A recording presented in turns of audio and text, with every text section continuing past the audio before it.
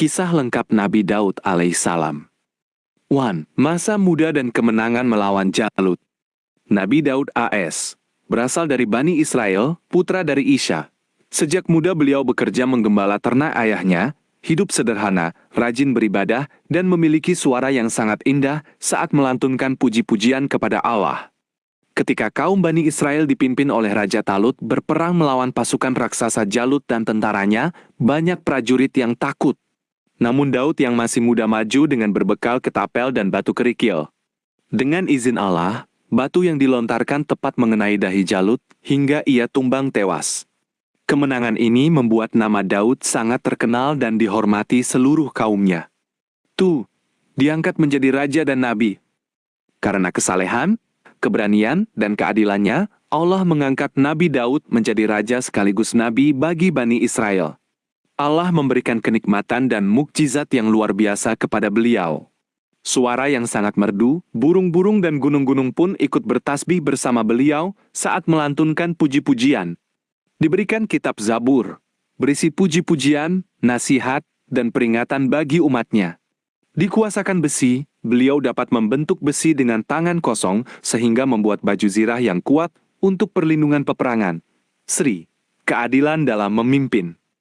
Nabi Daud dikenal sebagai raja yang paling adil. Beliau tidak membeda-bedakan orang kaya, miskin, pemimpin, atau rakyat biasa. Suatu hari dua orang datang mengadu, satu memiliki kebun yang dimakan ternak orang lain saat malam hari. Nabi Daud awalnya memutuskan agar pemilik ternak menyerahkan ternaknya sebagai ganti rugi.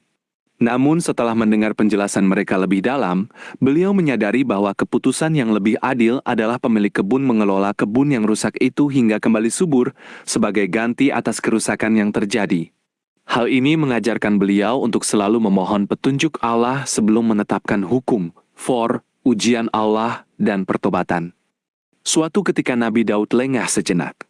Beliau melihat istri seorang panglima perang yang sangat cantik, lalu meminta agar panglima itu dikirim ke garis depan perang yang berbahaya hingga wafat.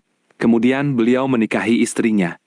Karena perbuatan itu, Allah mengutus dua malaikat yang menyamar datang menghadap beliau untuk memberi peringatan halus. Menyadari kesalahannya, Nabi Daud sangat menyesal, bersujud memohon ampun dengan sangat sedih dan bertaubat dengan sungguh-sungguh.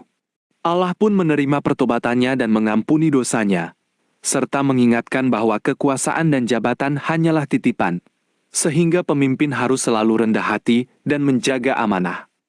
5. Menjalankan amanah dan menyiapkan penerus. Setelah bertaubat, Nabi Daud semakin waspada dan semakin saleh.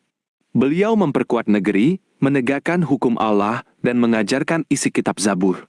Beliau juga mendidik putranya, Nabi Sulaiman AS, yang kelak akan menggantikan kedudukannya.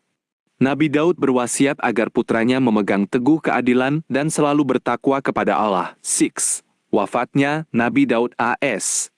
Setelah memimpin dan berdakwah selama kurang lebih 40 tahun, Nabi Daud wafat dalam keadaan mulia.